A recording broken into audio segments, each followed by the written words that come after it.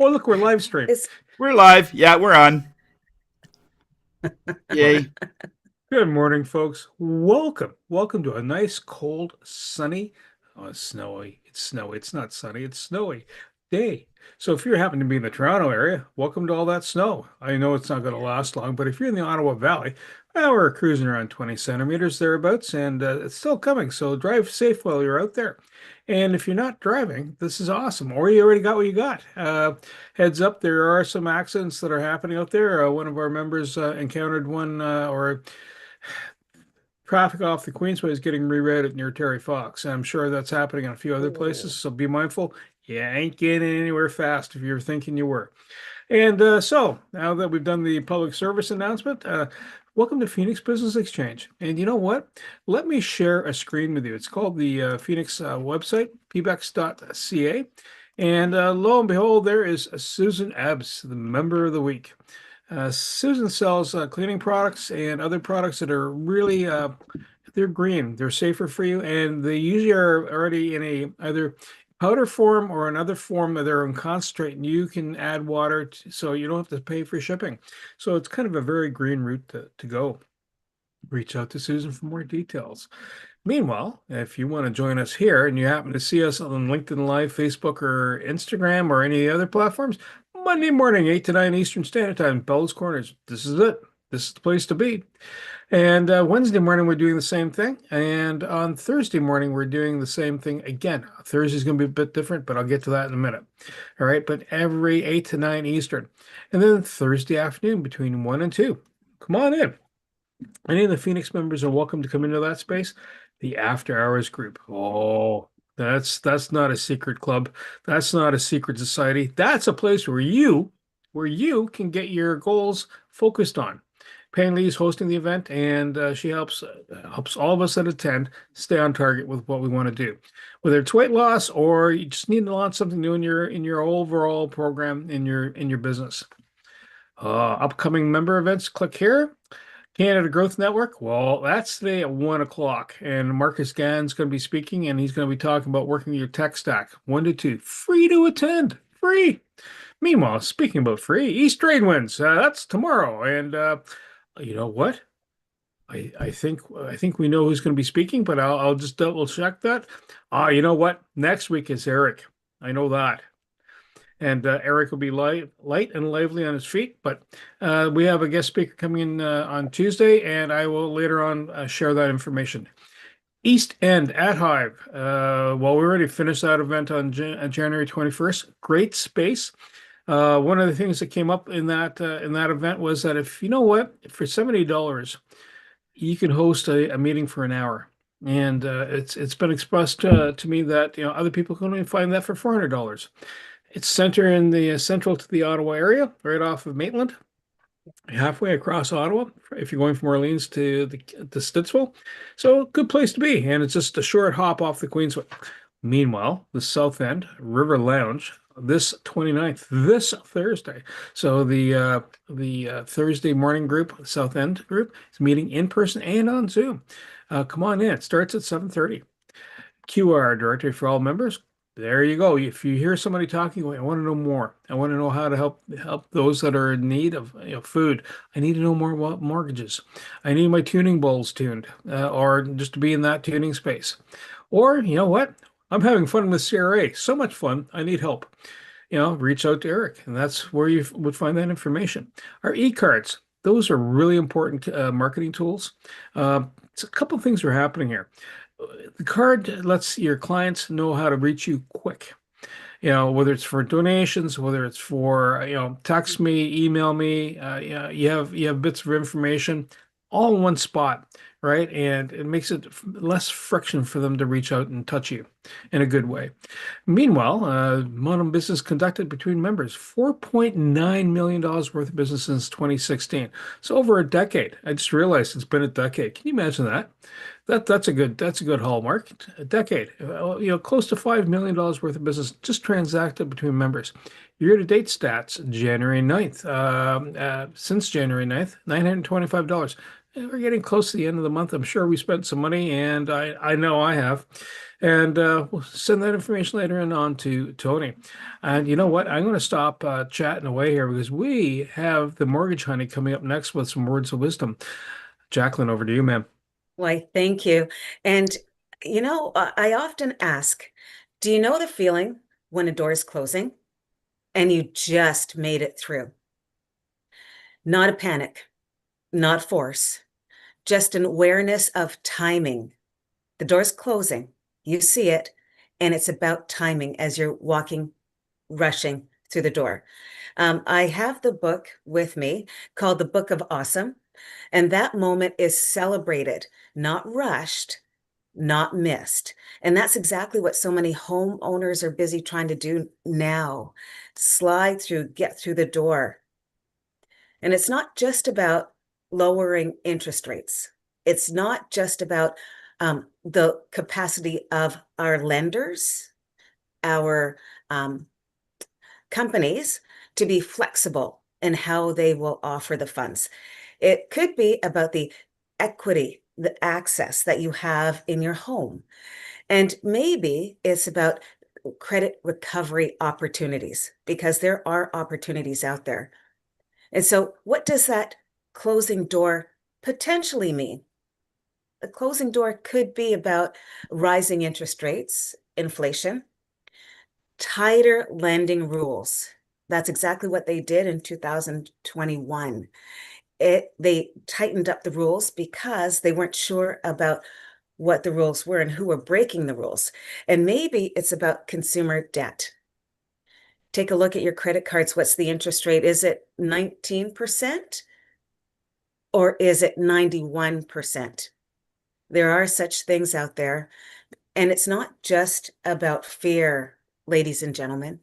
It's about timing.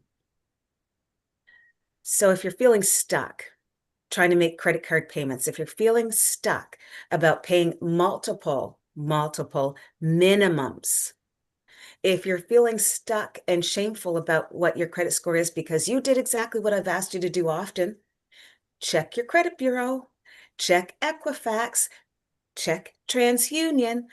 Because if you don't check that, I have to tell you, there could be other people who are, because there are. Think about clearing the doorway. Remember I said you're sliding through a door that you think is closing? What if the door's shut? Is there a quick fix for that door? Is there judgment on that closed door? Could it have been about a bad financial attitude, behavior?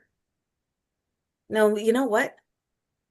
Maybe it's about new strategies, because Eric will tell you all about strategies. Kara Lee can tell you about strategies. It's not just about restructuring, it's reclaiming your financial posture, reclaiming it. So, when you've thought you need answers, think about what time is right. Think now. Think about preserving your options, preserving your credit, maintaining credit control, maintaining, because it's about less of a drag.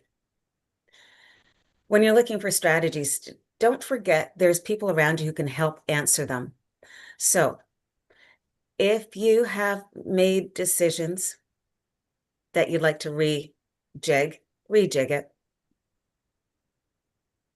rejig it. And thank you so much for allowing me to do and offer that jigging financial opportunity. Cheers. Jacqueline, thank you so much. We are live on LinkedIn, by the way. Just in case anybody's wondering what's going on there when we go live, and that is the link. So post some comments in there. Share an event, something that identifies you. And one of the key things when you're posting on LinkedIn, if you're hitting the comment section, put your comment in first. Do the @ symbol before a person's name, etc., and that highlights it. Hit send. then rate the messaging above, whether it's a thumbs up, a heart emojis, supportive, whatever. And apparently that sequence matters more. It gets more attraction. And with that said, we're going to do a round robin of, hey, what's been going on in my week? I'm going to start off with Carolee and then swing over to Eric. Carolee, what's been happening? What events are coming up? What BAMs and referrals have been rolling through, ma'am? Wonderful. So good morning, everybody. Hi from the Canada Food Cupboard. We are in the process of getting ready to launch all of our new programs for 2026. But before we do, I just wanted to share some of our year-end numbers from 2025. Since COVID, for the past, I guess, 5 years, maybe going on into maybe even a little bit before that, we've been seeing a growth rate of about 20% year over year over year. So as you can imagine, at some point, people say, when are food banks going to reach capacity? Well, a lot of programs are reaching capacity.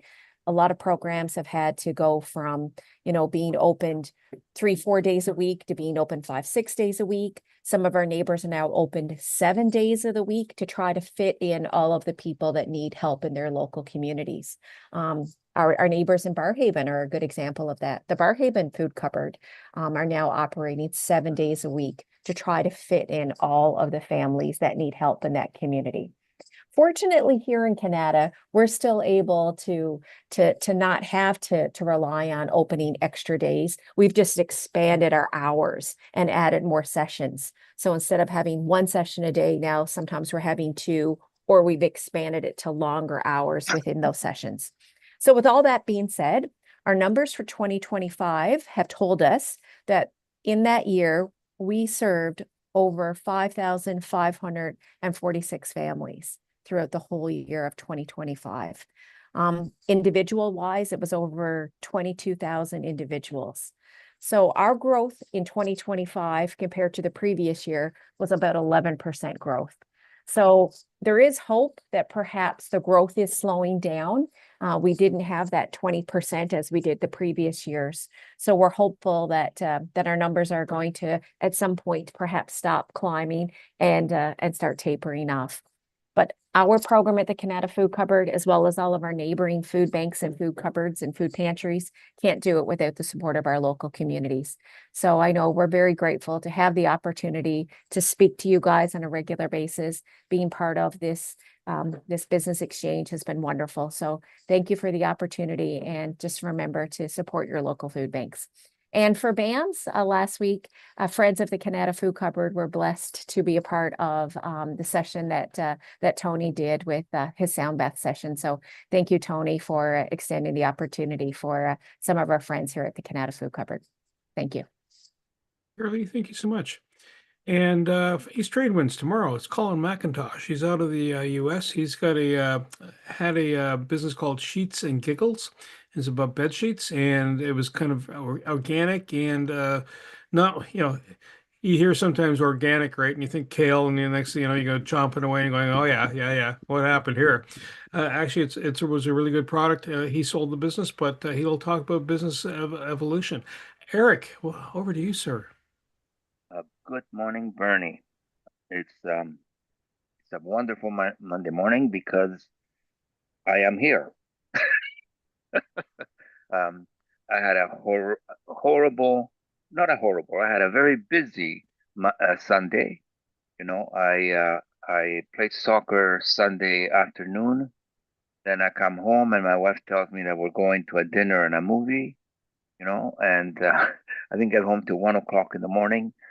So but everything is okay. We're accountants and management consultants, and sometimes we see things with pain.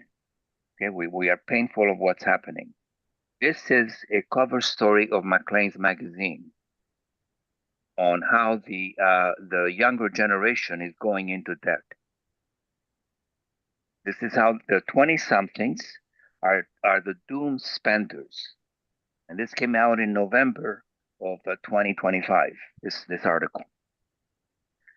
The problem that we have is not banking and it's not interest rates. I agree with Jacqueline.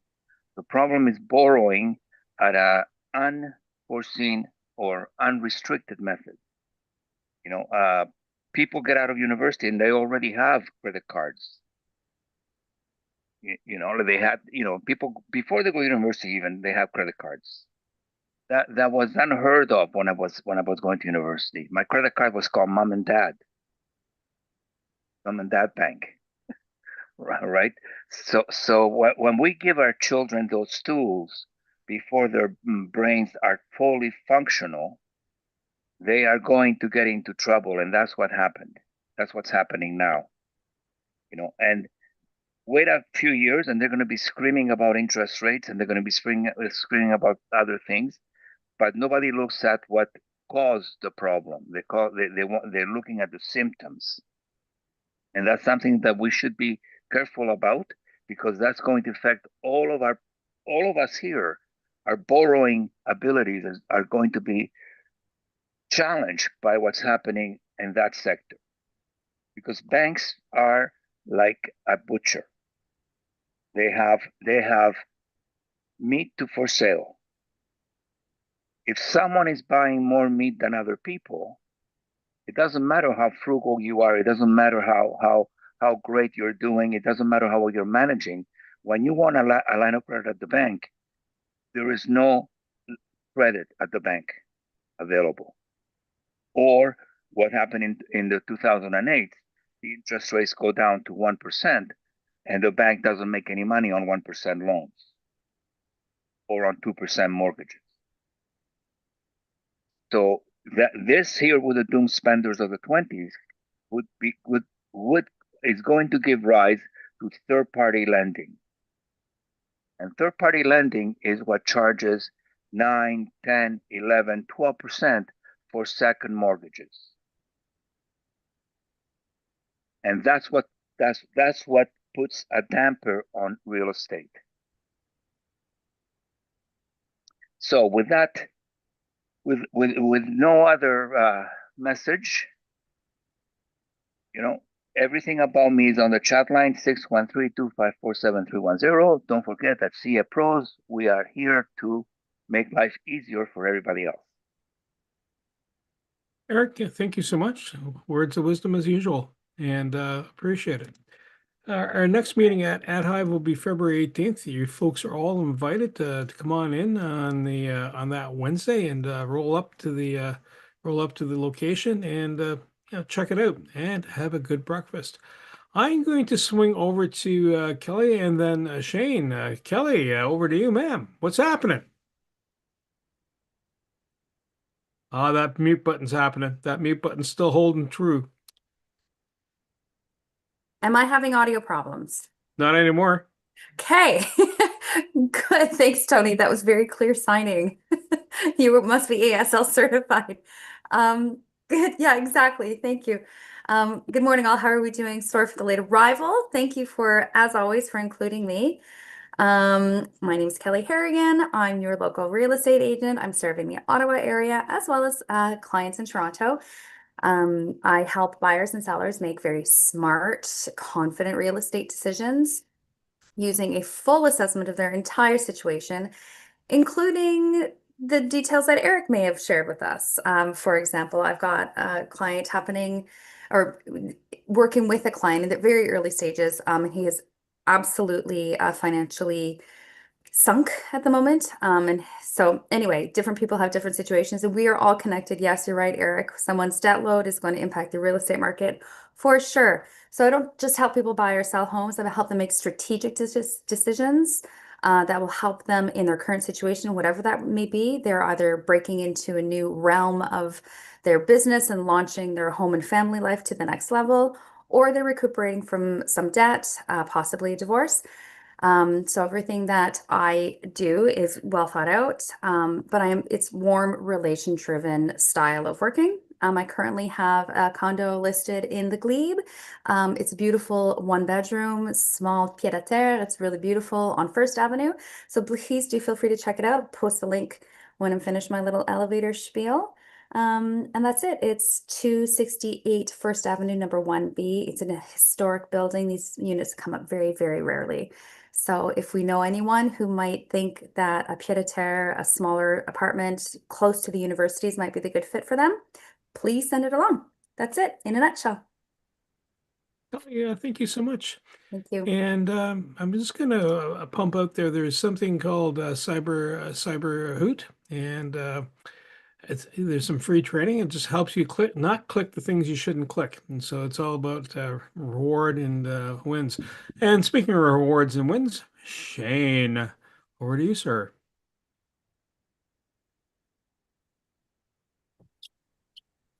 Hey guys, 1 second here. That's all right, man.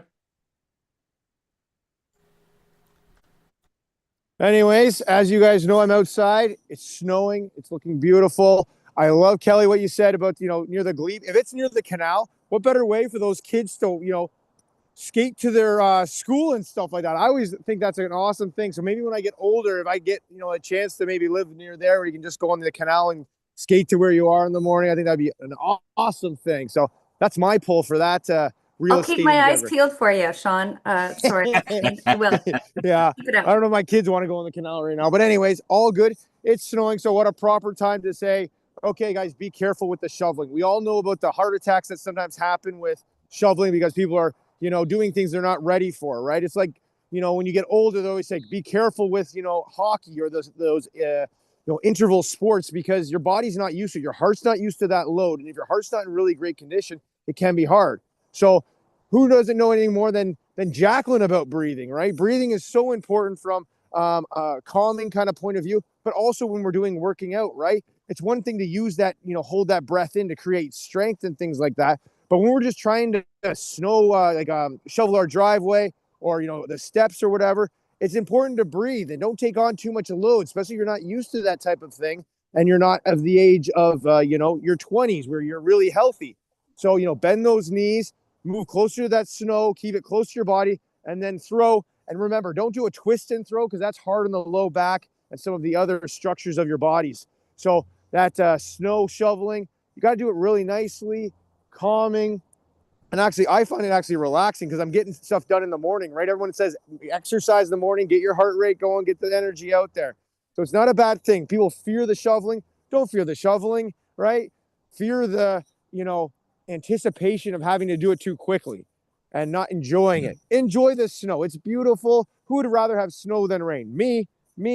Yeah. Okay. So let's do that. Get out there, go shovel, and then go tobogganing. All right. Everyone go tobogganing today. That's what it's about. Okay. Everyone, have a good one. I'm Shea Bills, Pro Action Health and Performance, keeping you healthy. Don't hurt yourself. And if you do, you know who to see, right? Me, 613-505-5000. If you have any questions, I'm more than happy just to answer your questions. All right. Take care, guys. Enjoy the snow. And for Tony, it hurts so Bad. Good. good. Ah. Shane, thank you for the. I'm going to stop there. Yeah, he should You know cheer what? up.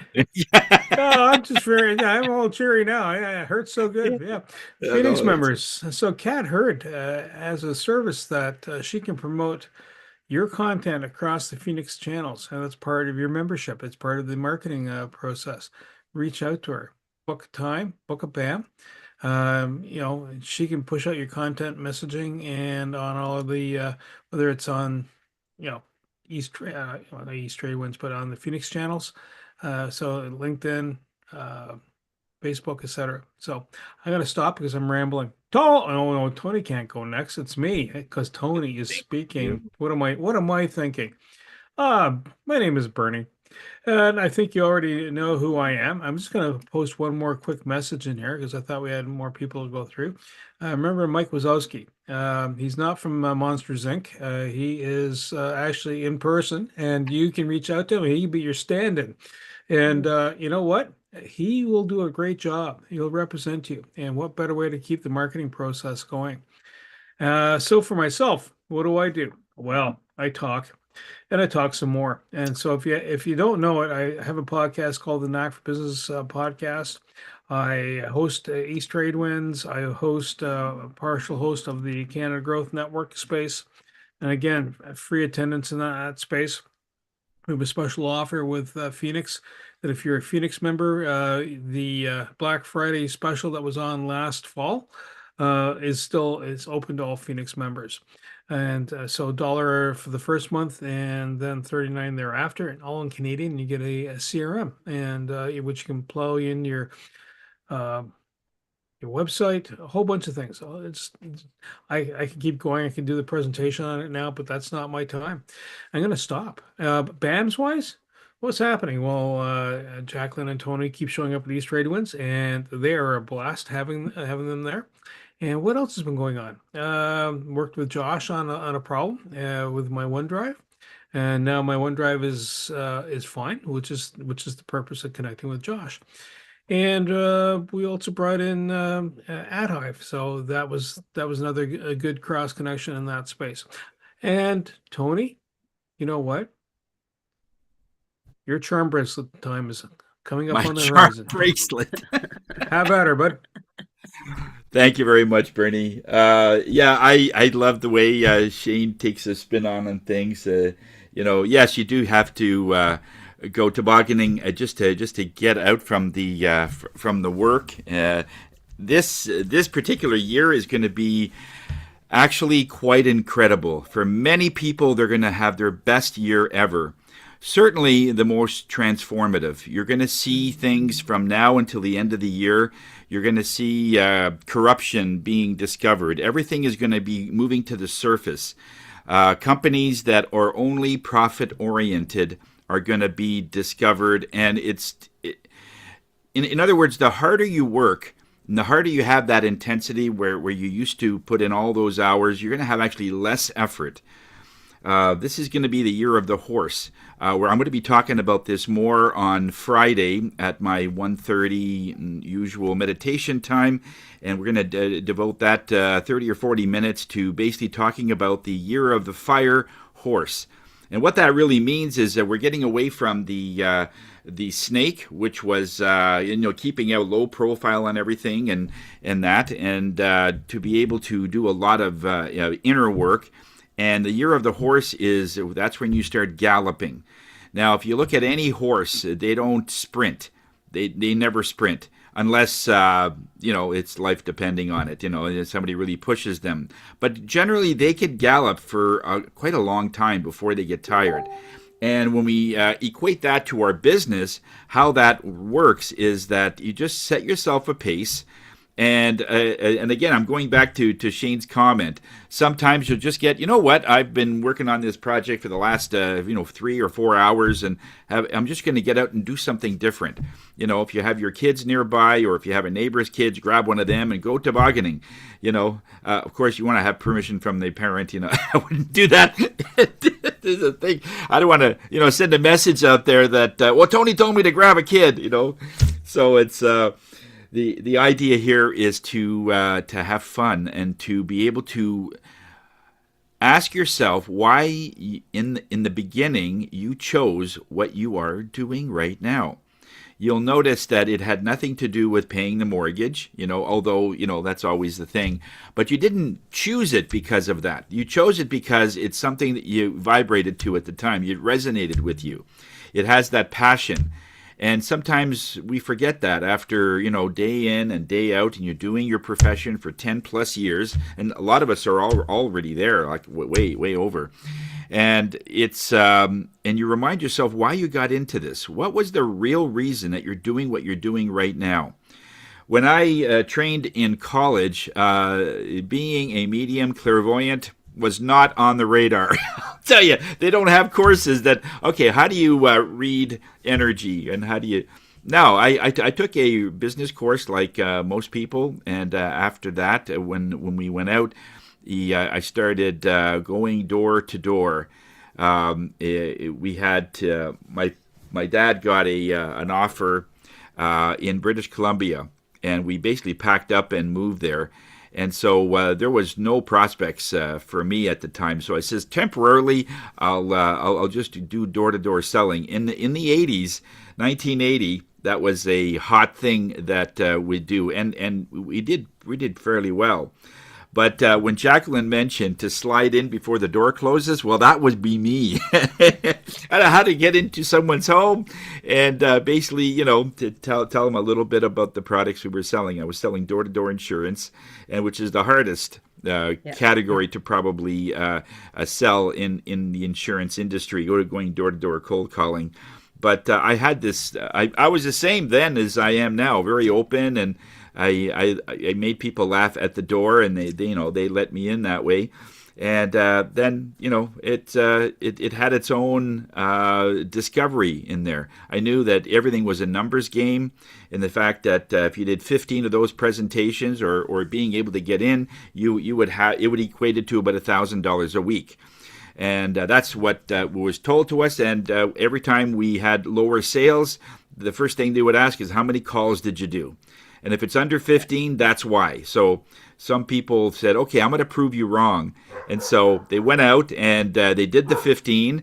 And over the course of the week, they did that $1,000. So it was all about a numbers thing.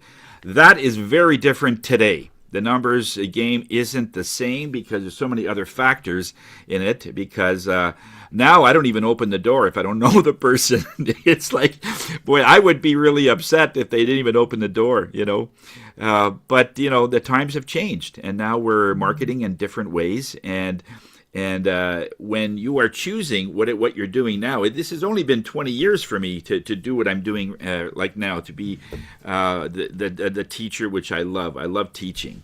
When I was a professor at Algonquin College for a few years, I couldn't wait to see my students. When they came in, they called me Cool Tony, because I would always teach things in a way different way. I actually printed up fake money, the Monopoly money that you get. Well, no, I got, it was called Tony Bucks. I had my picture on a $1 million bill, and I had it in increments of 2, 5, 10, and 20 million. I wanted to give this business class a chance to see how to earn their marks by turning marks into millions of dollars. Everyone started off with $100 million, equating to 100%, and it was up to you to lose it. And in other words, if they missed, if they didn't do their assignment or something, okay, well, we have to take $5 million off that. So everything was in money. And so it had a much different impact than it. And when the other teachers got hold of this, he says, Tony, what are you doing? It's just like, this is crazy. It's not going to do anything. And in my exams, when people finish their exam, and there's a few people that actually did over 100% in that exam, because I had bonus marks. And if you, at the end of it, if you wrote your own question and you answered it correctly, I'd mark it. So it gave students a chance to overachieve, to be able to say, you know what about if I did this? Because when you do something different in the marketplace, and Kelly and everybody who has seen this, when you do something way different in the marketplace, you get noticed. And that is the real essence of why I did a lot of the things that I did. When you do the things that are the same, it means you are going to be inheriting the same results as everybody else. Because if everybody is selling 5 houses, but if you're selling 50, it's not because you're in the right neighborhood, because you're doing something different. I had a realtor as one of my clients about 3 months ago. And in our conversation, he says, yeah, it's really hard to maintain, because last year I sold 3 homes. I says, you did? I says, and how do you feel? I says, well, it's really hard out there for everybody. I says, well, you can't say that, because I know somebody that sells about 30 homes, 10 times as much. 3 homes is what they do in a month. Okay, so he says, well, they must be lucky, or then there's always, rather than saying, what are they doing? Well, as soon as they start blaming, I know the person's not in a vibrational stance, because they've already convinced themselves that 3 a year is good, is all that you can do.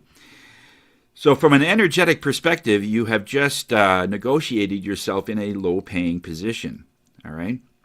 One of the things is in the sound baths that I do and any sessions that I do, one of the first things we work on is, where is your mindset? What do you think is normal?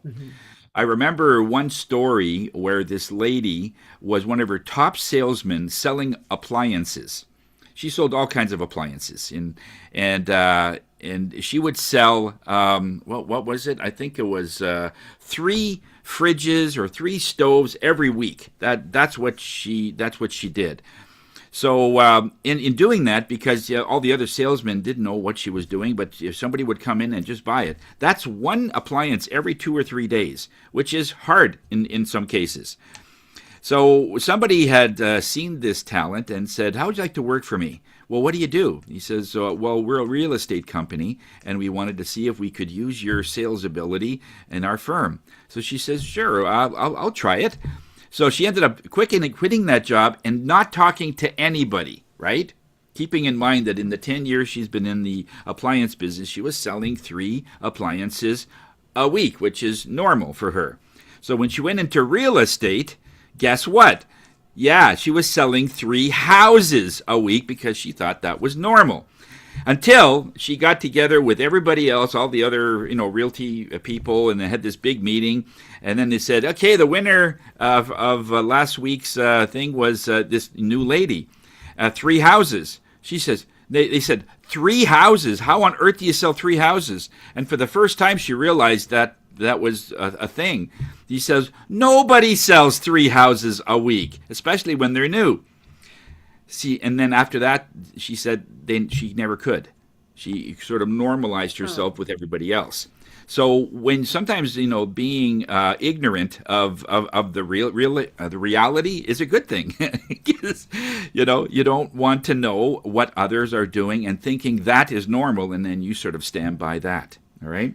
One of the things that we are discovering is that when people are looking for guidance, that's going to be a big thing in 2026.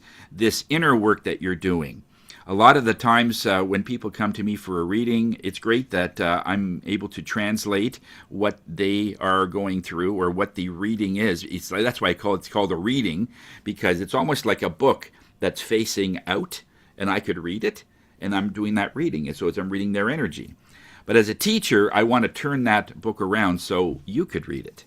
So it's about self-guidance. So what I did a thing on that last Friday. We talked about self-guidance, and I want to give you just a little excerpt of that show that I did on Friday, and I think you'll like it. So let's go into that, and let's see how that goes. Okay, here we go. World we came from. Very few people actually are from the earth. We're all here to help the earth in many ways. So we come to be able to help. But what is it that we are trying to remember? As we are starting to, let's say, make the commitment that we're going to be more spiritual. And it's true and true. It's not just being spiritual in public, like going on social media and saying, I'm going spiritual. And it's not about that announcements or anything. It's about an inner energy that you just want the truth from now on. And, I really like, and actually, I really love the way women treat this particular part of energy, because in many ways, they may have had a not very good experience in a relationship. Maybe they were lied to. Maybe they were deceived. Or after a while, especially a couple of relationships like that, they are so ready to just stop with the mind games and want the truth.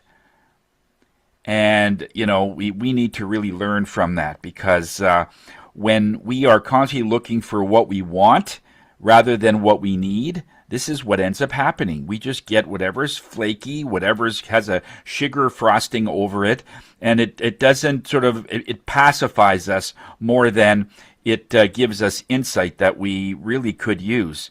It's like the thing we've also mentioned on this show.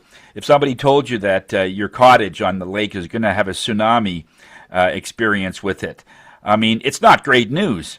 But let's say you knew that 2 days before.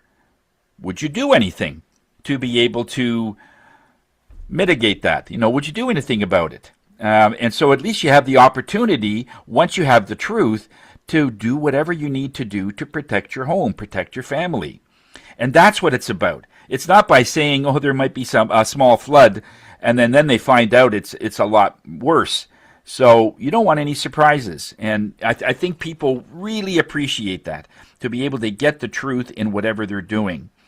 But when they're looking at the part that they start remembering who they are, they start realizing they're on the spiritual journey, and now they want the truth, that's when the bittersweet portion of your life starts to come up.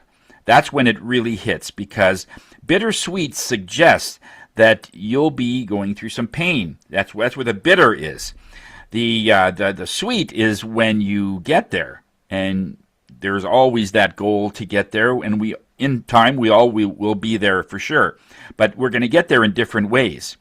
But our goal is to be attaining this high vibration, or this high frequency of self-guidance. Self-guidance is a very high vibration within us. It's not like we are making an achievement and we get an award, and the award is self-guidance. Spirit says it's not like that. Self-guidance is already hooked up and ready to go within you.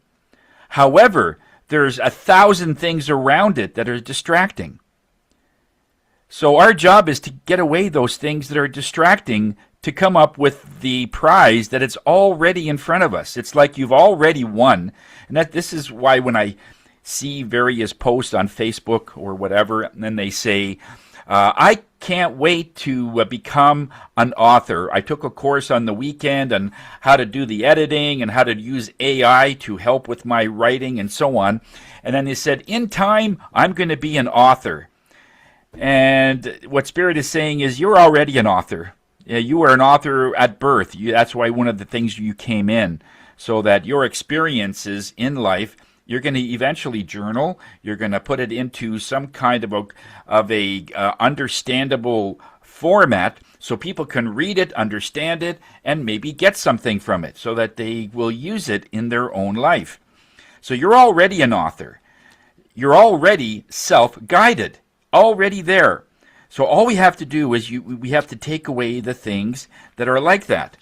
Now, the pain itself comes not from letting all the traumas and patterns to be lighter, because that's really the reality. The pain won't come from letting all that stuff go. All right? The pain will come from holding on to those things, the various things that made you sick in the first place. Okay? Those things that made the trauma worse. Those things that made you think that it was your fault. A 4-year-old that experiences maybe one of the parents leaving for some reason, or if they were abused in some way, in many different facets, physically, emotionally, whatever, and there was a traumatic for a 4-year-old. Well, the child would think that it was their fault. What did I do? Maybe I was a bad boy, or maybe I was a bad girl, and they left, so it's my fault. And I see that a lot when people come in for sessions. One of the first things, now they know that at age 50, it wasn't their fault. However, when you look deep down and you keep talking to them, all of a sudden the vocabulary changes and it comes out. Yeah, because maybe it was my fault. Oh, there it is. Now, where did that come from? Oh, I know it wasn't my fault. Yes, but you said it. Meaning that deep trauma is still inside of you. This 4-year-old is still thinking that it's that fault. All right? So it is those kinds of things. But we have to be okay to be able to think that, doing all of this, it made you feel that you love yourself less. That's one of the things about it. I love this one quote that I read the other day, and it said that when you yell at a child to discipline them or whatever, maybe they've done something, and you discipline them, and you say to them that I am not happy with you, the child doesn't love you less. It says the child loves itself less. Very interesting term, because they won't stop loving you, but they'll definitely stop loving themselves less. So is that your goal? Maybe that wasn't your goal, but that's the end result. That's the reality of what happens, because they think that you are the authority. They want to make you happy. They want to be like you. They want to be just like mommy, just like daddy. And so the self-guidance starts to wither away there, because at 4, they already had self-guidance. They were running and playing and dancing and everything else and singing, whatever's going on.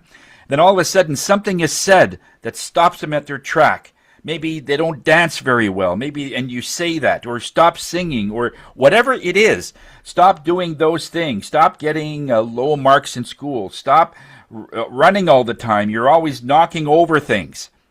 And all of a sudden, the child realizes it goes from excitement to, this is my fault.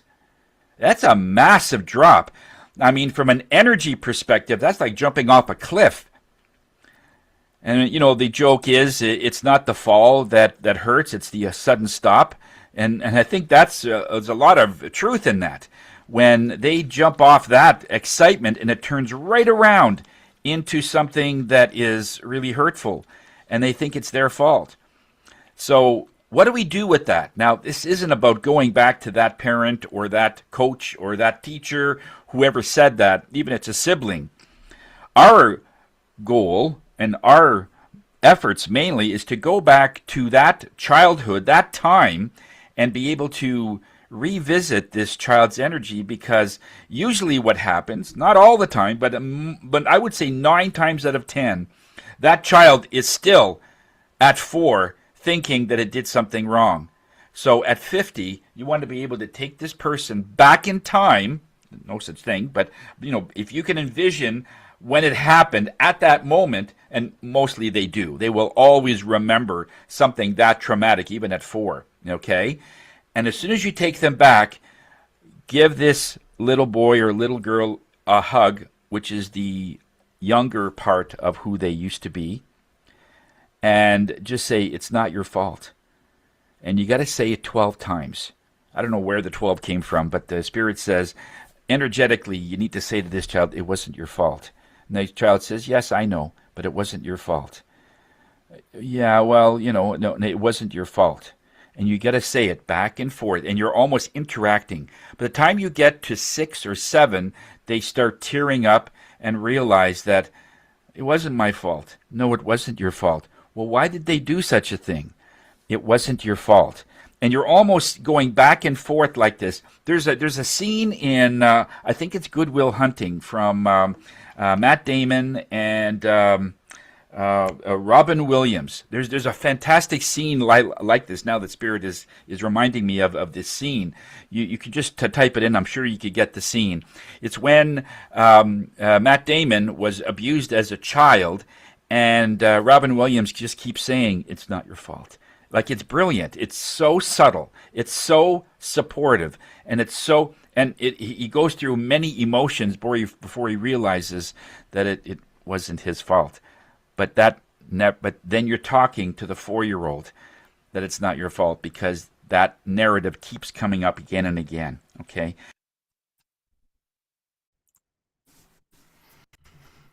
Okay, that's just a quick excerpt of that show. There's another hour of that, including a meditation and stuff, but it just gives you the idea of the way that Spirit wants to address something. When people come to me, this is the wisdom that faces me, but it also faces all of us. You have this wisdom. We just need to be able to tap into it. Okay, I know I'm a little bit over, so sorry about that.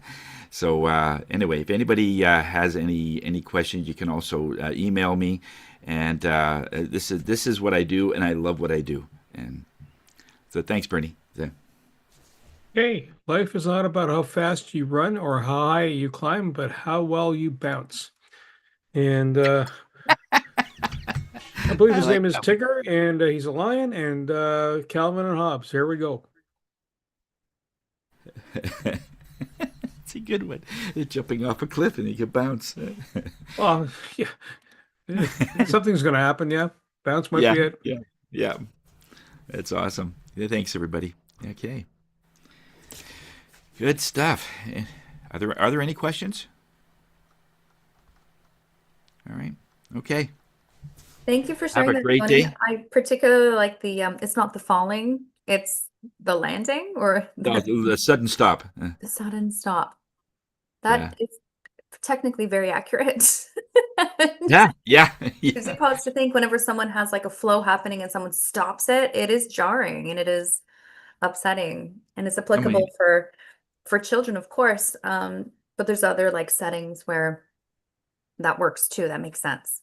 yes. Well, the only reason skydiving is fun is because there is no sudden stop. You still jump out of a plane or off a cliff, so it's still there, but they use it as fun, and there's no sudden stop. That's why it's an adventure. But without it, yeah, it's not good. Yeah. But emotionally, when people go through that, it's massive. Like when something hits you like a train, like how do you get over that? It's some people have a hard time with that. Oh yeah, you should. Yeah, yeah. Goodwill Hunting. Yeah, you're right. Yeah, that's an amazing piece of work. That movie. Like it's been about 5 years since I've seen it.